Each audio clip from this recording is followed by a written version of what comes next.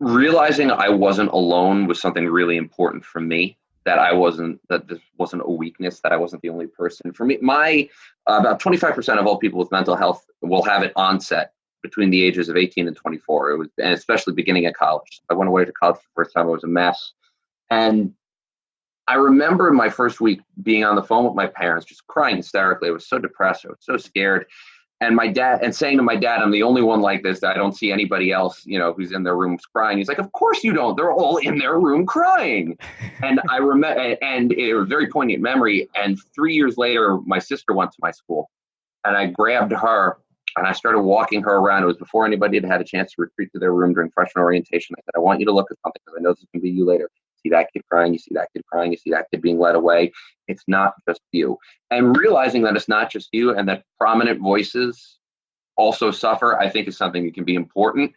But people also have to know when it comes to mental health that it's average people just like them. 1 in 5 Americans, and I imagine it's a pretty similar number across the world, suffer from mental illness. 1 in 2 will over the course of their life at some point. People have to realize that it's so much more than just them, that they aren't alone, and that they can and probably will overcome whatever they're going through. Welcome to the Gratitude Podcast on www.georgianbenta.com, where you'll hear a new story each week that will inspire more gratitude in your own life. Our mission is to inspire 100,000 people to discover how to feel gratitude and live a happy life through the amazing life stories of our successful guests and their actionable tips. And now, the host of our podcast, Georgian Benta. Hi, Gratitude Seeker. Welcome to this interesting and different episode of the Gratitude Podcast, because today we have a politician here, state representative in Pennsylvania, an author and depression, anxiety sufferer going on 16 years strong. He has dedicated his career both in and outside politics towards shattering the stigma that surrounds mental illness. His name is Mike Schlossberg. I might have pronounced it in the German way. You got it. And that's a kick too, to actually get it right. Yeah. Okay. Perfect. So, Mike, welcome to the Gratitude Podcast. We had the really cool pre-chat, and I'm really happy that we got together to talk, because I think you're doing some amazing things, and the way you do things is quite refreshing for me. Like the perspective that you gave me is really beautiful, and thank you. I'm really happy to have you here. So let our audience know a little bit about you and what you're doing, and we'll take it from there. Sure. And first of all, thank you very much for having me. This is an interesting one. I've never quite been on a podcast or done an interview that focuses very specifically on gratitude. And I think that's something that can be a struggle if you suffer from some sort of mental illness, but that makes it all the more important to try to find and hold on to. So again, thanks for having me. My name is Mike Schlossberg. The brief background is I am a Pennsylvania state representative. For the non-American listeners who are listening, I basically represent about 65,000 people in the eastern part of Pennsylvania, which is located in the eastern United States. I represent the city of Allentown, one of the largest cities in the state, on a little bit of a township next door. So that's my full-time job. What I do on the side when I have time, and I haven't slept since like mid to late 90s or so, is write. A little background on that. As you said, I've had anxiety, clinical depression, anxiety-related issues for 16, 17 years now, probably longer. That's just how long I've been diagnosed, about half my life at this point. I see a therapist as needed. I take medication. And starting about 3 years ago, I started really talking about it on a regular basis as part of this desire to try to get more people into therapy and have them better recognize their own illness and try to break some of the stigma that surrounds mental health. As part of that, in about 2015 or so, I was having a low point at work. My wife was struggling at work. And I realized I needed more than just therapy or medication. I started thinking about writing again. And I've written before. I published a book a few years ago called Tweets and Consequences. It was a nonfiction book about politicians who ruin their careers on social media. Everything I said is now wrong because everything I said not to do, the President of the United States does on a daily basis. Totally different. But so and writing, even though it was nonfiction, it was something that I really enjoyed. And I started thinking to myself, maybe I should write again. Maybe that'll be a good outlet for me, a good therapy. And I remembered this goofy idea I had when I first started writing when I was about 20 years ago, doing something along the lines of, kids wind up in a spaceship for no reason and they're not sure why. And it was just like the very breadcrumb of an idea. But I started thinking about that and thought, there's a real opportunity there to make an interesting plot if you add a few other elements, fold in some mental health challenges, because it's what I was become very loud about. It's arguably the calling card of my political career. And maybe I've got something interesting. So I wound up writing, the book is called Redemption. It comes out on June the 5th, and it's specifically about, the one sentence summary is depression, anxiety, and the end of the world. And it features 20 young adults aged 16 to 20 who wind up on a spaceship with no idea why. And as the book unfolds, they realize they have to save the world from a plague that's currently ravaging its way through Earth. And that's the overall plot. But I think the core of the book is about overcoming mental illness, depression, overcoming anxiety, and overcoming the struggles that every one of the characters face, with a particular emphasis. And the book follows around a character named Ash. He's the main character who has clinical depression, anxiety that's kind of destroyed his life. And it's about his journey, not over and not to defeat mental illness, because I don't think that's a thing, but through it, and how he tries to learn how to live with it and how to accept who he is and the struggles he's always going to face. Wow, I love the idea of getting ideas through to people in an artistic way, like in a way that captures you, like in a story like this one, something that it's interesting. And from the other side, having to read something that's entertaining, but it's both like really helpful. It's not just entertaining. For instance, in Romanian, we have this word for entertainment. The word for entertainment is distracție. It's distraction, to distract yourself from other things. Bread and circuses. Yeah, exactly. And I think this is a beautiful way of being distracted, entertained, but also learning and developing yourself. And I think it's a really good idea. Well, thank you. That was the attempt. It's, I think anybody can read it, but I think anybody who's had any sort of experience, either personal or family, with mental health will understand it on a different level. So that's kind of what I was going for there. Yeah, so I have a curiosity, and I'm sure that our listeners might have this curiosity as well. So you seem like a pretty happy guy, like I know. really upbeat. It's weird, isn't it? Yeah. So how does this work together? Like how can you be like this, like really happy, and also suffer from anxiety and depression? And I think this can be very useful for other people that might be in a similar situation. That is a great question, and it's one that I've definitely gotten before. I think every sufferer has a different answer. I always get a kick. I've certainly met other politicians now who also, are kind of happy and gregarious, but also have suffered some sort of mental illness. I think the answer is it sort of exists on dual tracks. The human mind doesn't work in a simple, ordered, and logical way. It sort of runs, you can experience multiple feelings at the same time: love and hate, fear and joy. And I think you can experience happiness and sadness at the same time. I also think how you express yourself outwardly isn't necessarily reflective of who you are inside. Now, I'm really lucky. My depression and anxiety are both by and large under control. They certainly spike at moments. By and large, I'm in a pretty good place right now. But it also bounces up and down in certain situations. Like as a politician, I've been in elected office in some form for like 8 or 9 years now. And I've done book interviews before. We're talking about a subject that I've done before, that I'm used to, I'm comfortable, this is easy for me. This isn't a thing. This is fun. But that's not to say that if you put me in a situation that's brand new, that I'm not automatically going to feel like the walls are completely closing in, either in terms of anxiety or depression. And it's very situational in that regard as well. This is nothing for me. And again, this is something I really enjoy and I appreciate the opportunity. But in a different situation, I know I feel differently. And I suspect that other listeners know exactly what I'm talking about. Mm-hmm. I do too. I do too. But how can we tell, for instance, like I think that everyone has some kinds of anxious feelings, Mm-hmm. or they can get depressed at times. How can we tell if it's actually a problem that we should look into or we should find solutions Yeah. to? And there are official diagnostic criteria. The best way that you're right, of course, everybody gets scared.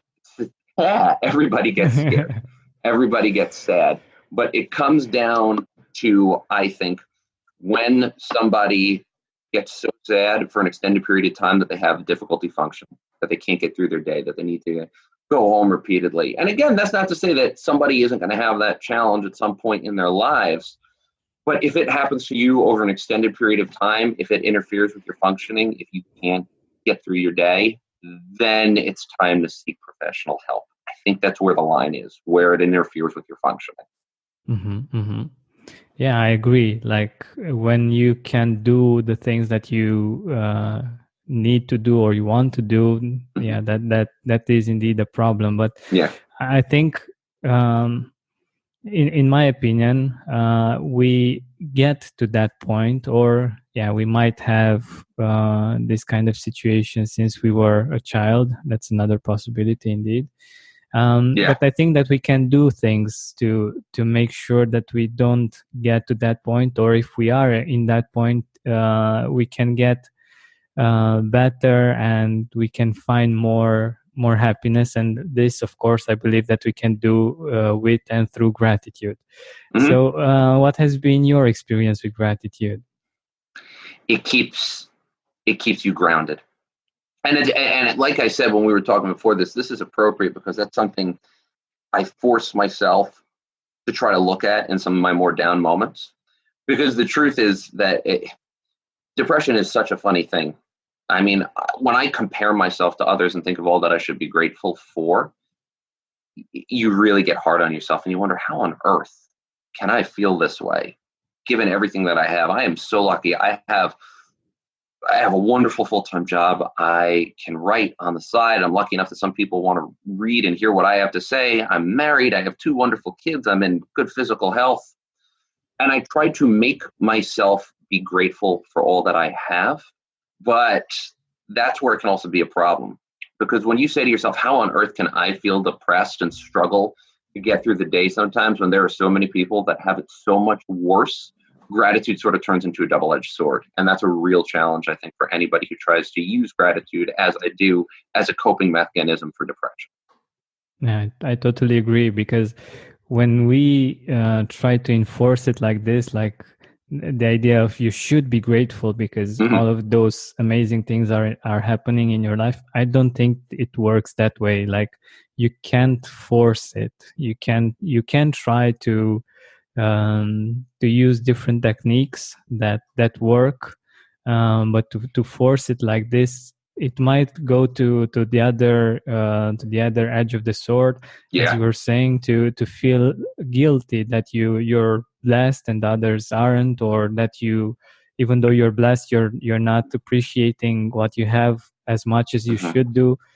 And I think this is a problem that that has to do with education, like with how parents educate us, or us as parents might educate our kids, because if we want to force it upon children, I don't really think it works. Like it's best to have an example, a positive example of someone that is grateful, and of us being grateful. I think this is the best way to learn, to see other people that are living with Yeah. gratitude. And also there are, of course, all kinds of techniques, and I think like one of those is actually it's counterintuitive, but it's looking at things that are worse and getting perspective. Yeah.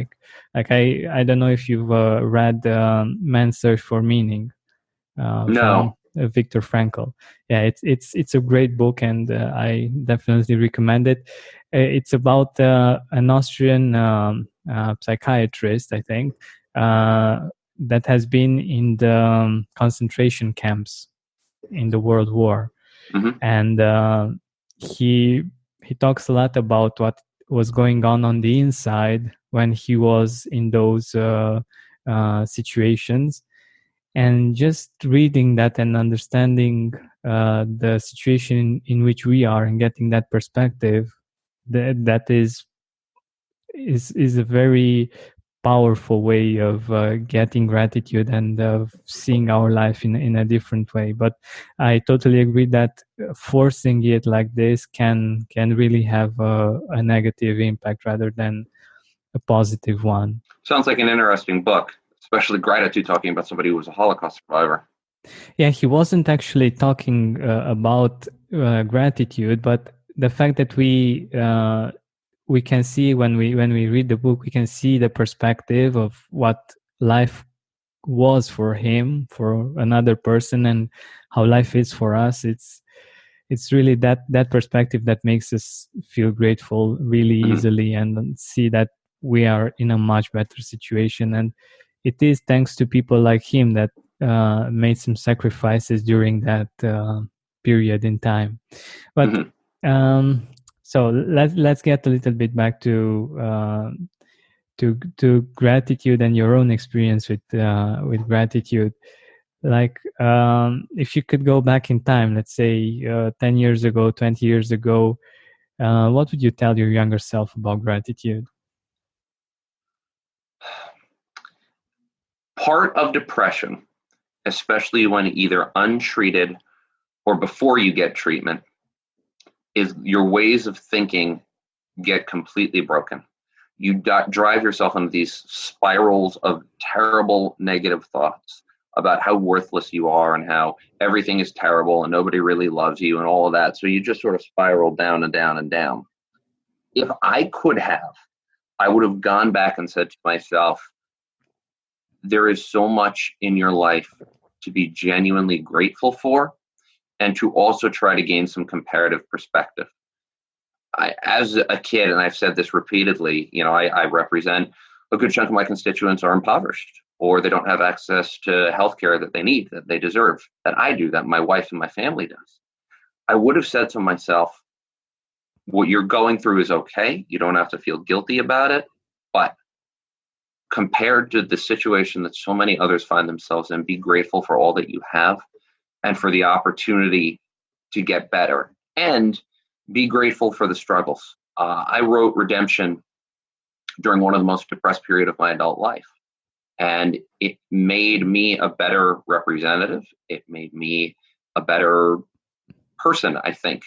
I, as a result of my depression and coming out with it, have been able to make a much more positive impact on the lives of my constituents than I would have if I didn't. So I would say to myself, find gratitude in the struggle and be grateful for the experiences, because as much pain as they will bring, as much heartache as they will bring, it will make you a better person. And don't run away from those struggles. This is really good. Mm-hmm. And I'm hoping that it will reach the people that it needs to reach, because I always like to ask this question, because it's a way of Never thought of it that way. That was interesting. Yeah, it's a way of handing out knowledge, like Mm-hmm. what I would advise people to do so they won't make, let's say, quote unquote, my mistakes. Yeah. But we don't need to do that to make sure that nobody makes any mistakes, but they can improve faster thanks to our experience. And I think this is quite great. But I think another important part of what you just said is that writing was very helpful for you. Mm-hmm. And it's an interesting way of making sense of the situation and of getting to gratitude, because in the creative process you get to express your feelings, right? Like, Hmm. how does it work for you? I put a lot of myself into the main character. I put a lot of my wife into the main female character, but I tried to also, I guess in a sense, the book did indirectly answer that last question, because I tried to go backwards, remember where I was at the start of this journey. The main character is 20 years old. I'm 35 now. And I tried to have him learn some of the lessons that I'm still trying to learn today. So I used the book hopefully to impart some knowledge onto its readers, and more than anything else to show people that they weren't alone. And then it was interesting too, because as I wrote it, obviously life continues to go up and down. I would try to remind myself of the lessons that the character learned, which are in reality lessons that I think I and others in my situation have learned. So I tried to use it that way. I love it. I think it's a great way of doing this, and I'm hoping that maybe it will inspire some of our listeners either to write themselves and to find a creative way of expressing, or of course to read your book and to see to go through the journey and in the journey with you. For I instance, appreciate that. I have I've done this myself. Like a few years ago, I was writing lyrics, poetry, Mm-hmm. and that was really helpful in expressing my feelings and in not getting stuck in them. And that was something that I just remembered when we were talking. Yeah. But I think another part about what you were saying is really interesting. So, like you, there are many people that seem to have like the perfect life on the exterior, and they should be happy, and they shouldn't be unhappy at all, or they shouldn't be depressed, In or theory. Yeah. yeah, exactly. Uh, but they are. And why do you think that is, and what can we do about it? Part of it, again, the human mind is fascinating. I think part of depression, we know that depression, mental illness in general, has a very strong genetic biological component. It enables some people to live the most miserable life in the world and still be happy, and it makes some people who have theoretically perfect lives still leak pain every single day. So we know biology has a strong component to it. I also think, you've got a lot of like overachiever type A personalities, people bluntly like me, who will seem very happy from the outside because that's how they have to do. And again, by and large, I am pretty happy and pretty lucky, but still feel that pain on a regular basis and are just better able to hide it. Now, that pain can come from any number of sources: past trauma, difficult family upbringing, um, bullying. And I really worry about today's youth because of technology and our over dependence on it and social media. It's something I write a lot about on my blog. And the fact that there's so much pain in this world, and thanks to social media and technology, we're all so much better connected to it. So that's I worry about that, and I say that I think all of those things are really going to give a big rise to an increase in mental health challenges, and all of us are going to have to better learn resilience and be better able to give people the help that they need. Yeah. I think that today, like so many people are in this situation, living the lives, like the perfect lives, and struggling on the inside. Mm-hmm. And it can be really hard to find someone to talk to about this, because Yeah. because of this attitude again, like you should be grateful, you should be happy with your life. And um, I'm hoping that one of the things that this podcast is doing is actually helping people see that they're not alone, and they're not struggling, not the only one struggling with this, and that it's actually something normal, like something that other people struggle with, and that can have solutions. Like it's something that is fixable and is Mm-hmm.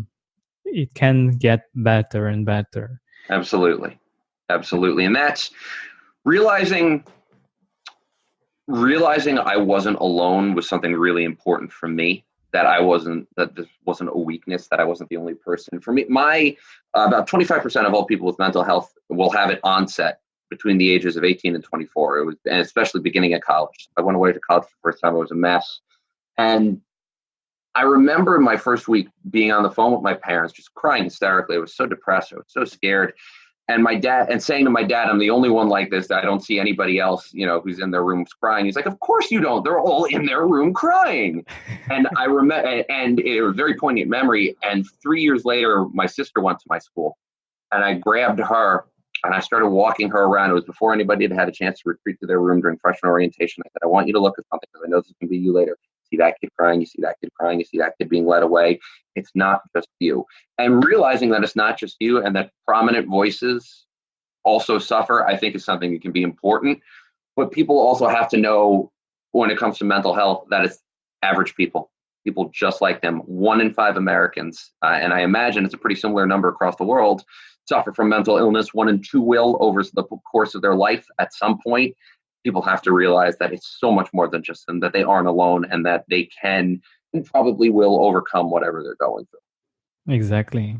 And of course, if they acknowledge it and if they do something about it, because I was thinking about, I'm not sure if you know about Avicii, the famous DJ.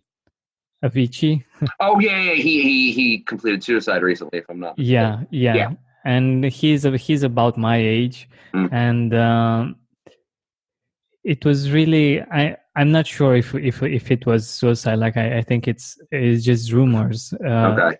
at this point, because his family didn't say that it is Right. finally. I'm sure that it wouldn't be easy for them to say that it was, but however, the thing is that even though he's like hugely successful, he was hugely successful, and everything seemed to be perfect from the outside.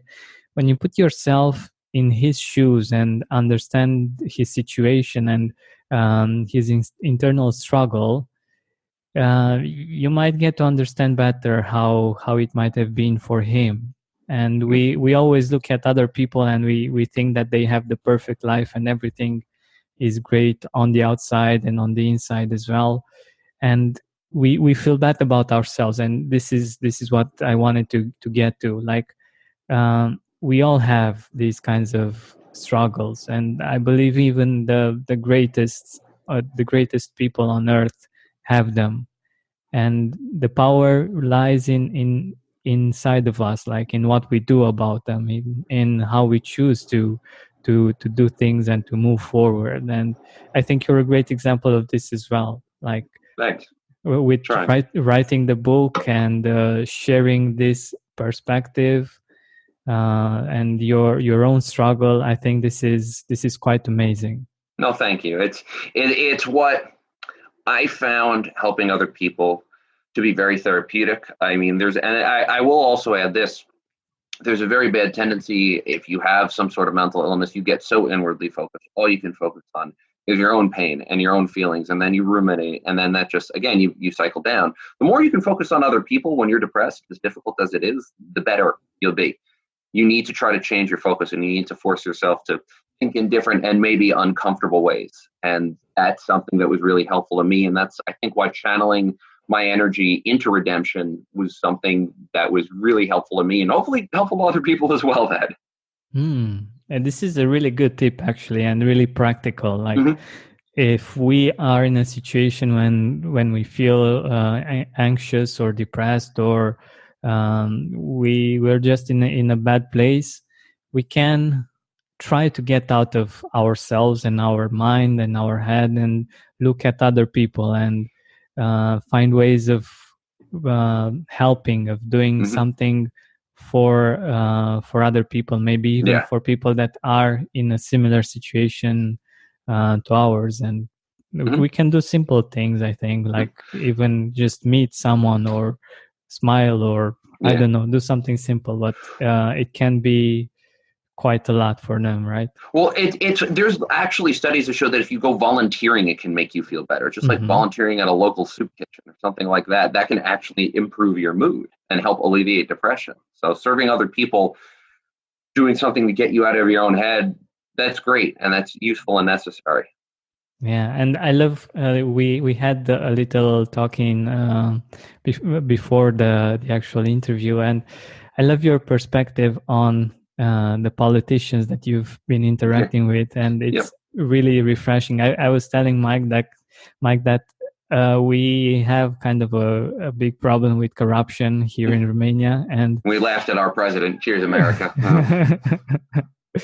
And Mike was telling me that the politicians that he knows, and I also told him that he's like, I can feel that he has a good heart and great intentions.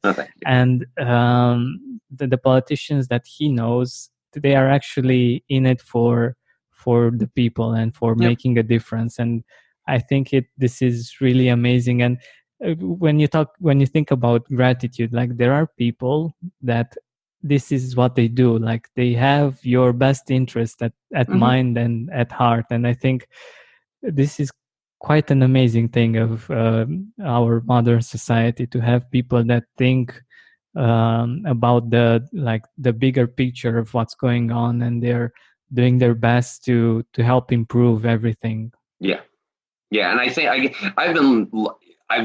it's been an experience for which I'm actually grateful so far, to see that the vast majority of people, even those who I really disagree with, I look at them and I go, okay, I know what you're doing and why. I disagree with you totally, but I know you're trying to do what you think to be the right thing. And that's such a relief. That really is, to know that though I disagree with them on everything in some cases, that their intentions are good. So I'm grateful for that. Yeah, definitely.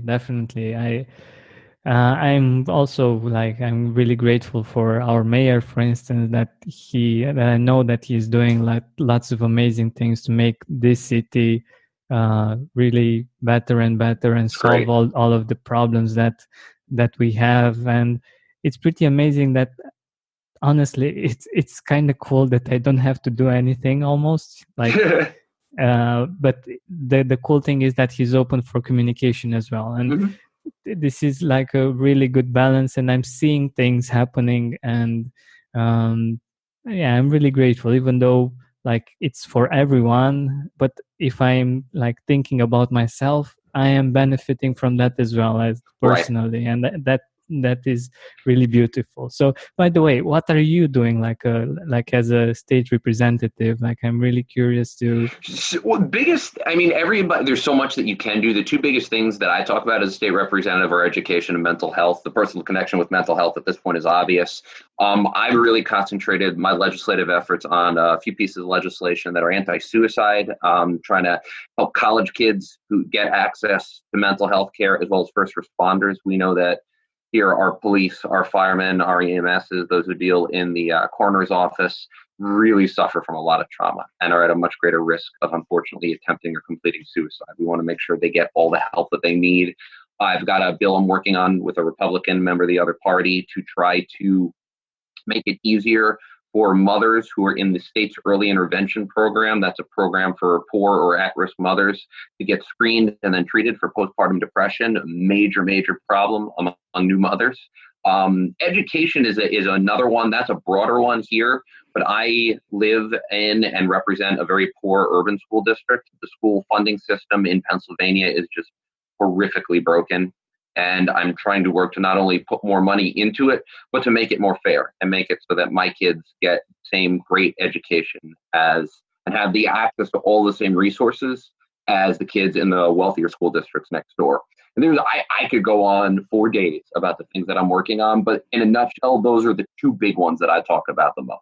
I love it. And another thing that you said before going live that I thought was amazing is that the people that you serve aren't like the number of them isn't too big Yeah. for you to not be able to interact with them personally quite a lot. And I think Yeah.